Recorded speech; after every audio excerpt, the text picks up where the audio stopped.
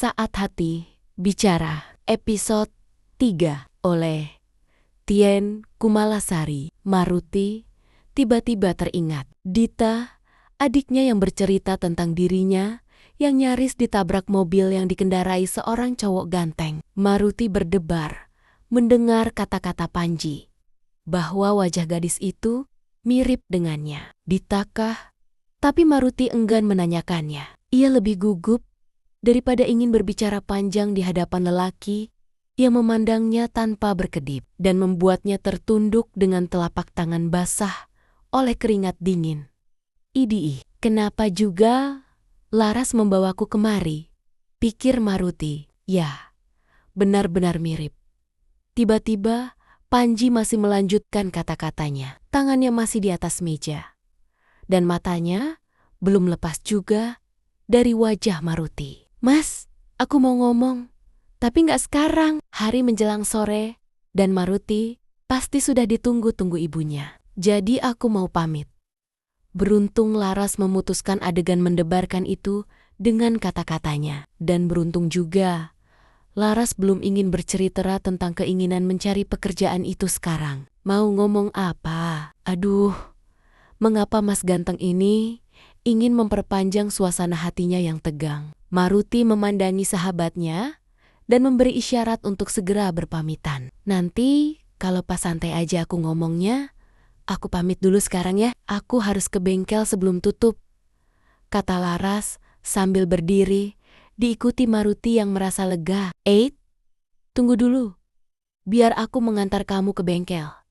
Tiba-tiba Panji juga ikut berdiri. Loh, Mas, sudah mau pulang? Yah, aku memang sudah mau pulang, jawab Panji sambil membukakan pintu kantornya. Di perjalanan menuju bengkel itu, Maruti lebih banyak diam. Hanya Laras yang ramai berkicau dan bersenda gurau dengan sepupunya. Mereka sangat akrab. Terkadang Maruti tersenyum mendengar mereka saling mengejek. Mas, cariin aku pekerjaan dong. Tiba-tiba Laras mengungkapkan juga keinginan yang sejak tadi ditahannya. Apa? Pekerjaan apa? Panji bertanya heran. Ya, pekerjaan. Aku nggak ingin melanjutkan kuliah lagi.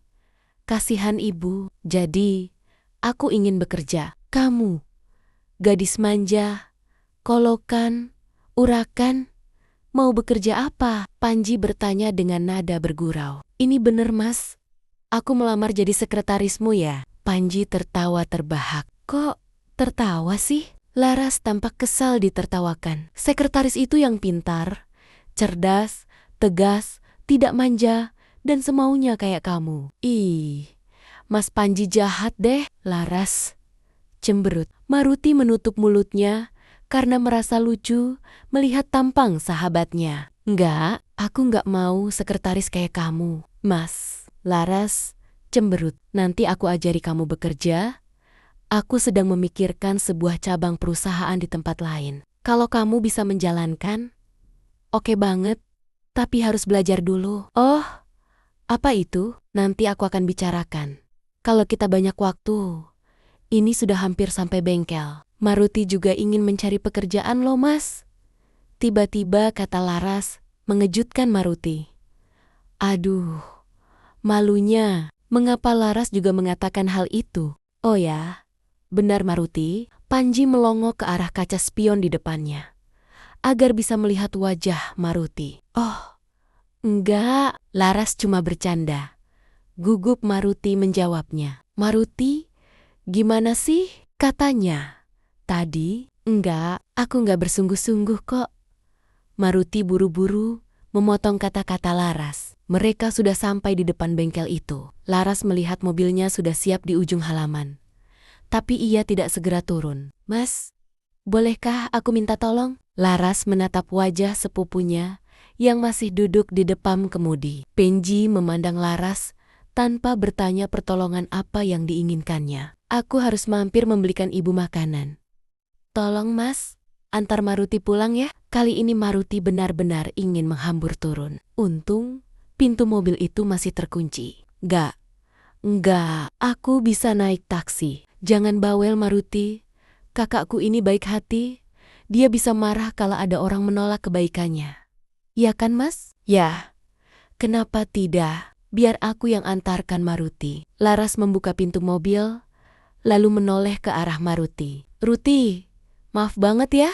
Bener nih, aku lupa ibu memesan sesuatu.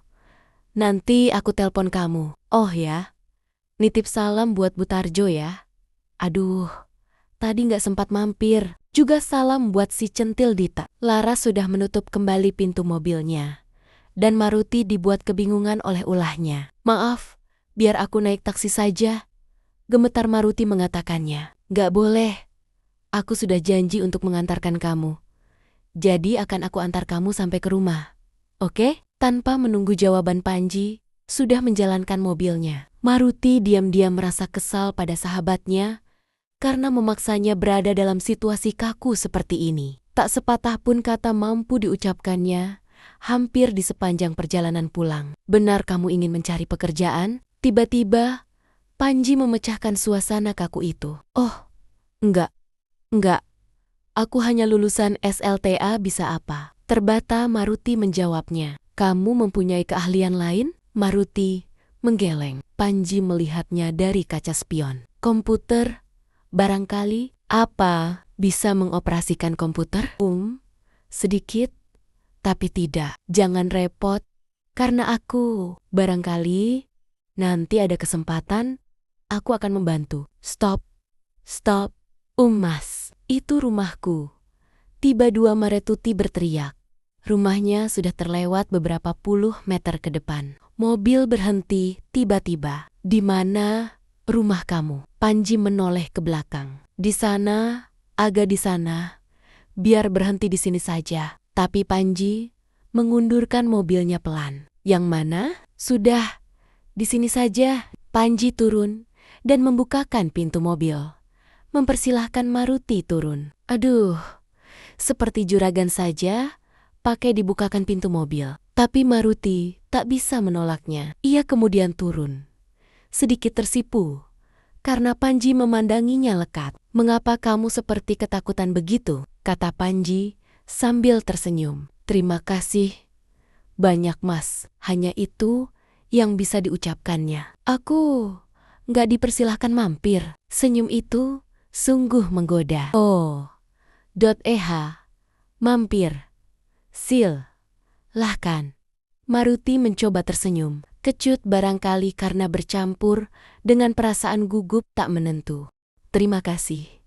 Lain kali, aku akan kemari bersama Laras. Maruti melangkah pergi. Panji heran, karena ternyata mereka tidak berhenti di depan rumah Maruti.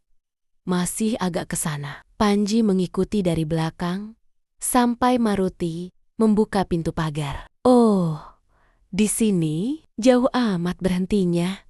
Gumam Panji yang kemudian membuat Maruti tersenyum. Lain kali aku kesini ya. Panji melambaikan tangan dan berlalu. Maruti menghela napas lega, mencoba menenangkan debar di dadanya. Tiba-tiba terdengar teriakan keras dari arah rumah. Mbak Ruti, itu tadi siapa? Itu suara Dita. Bersambung ke episode 4.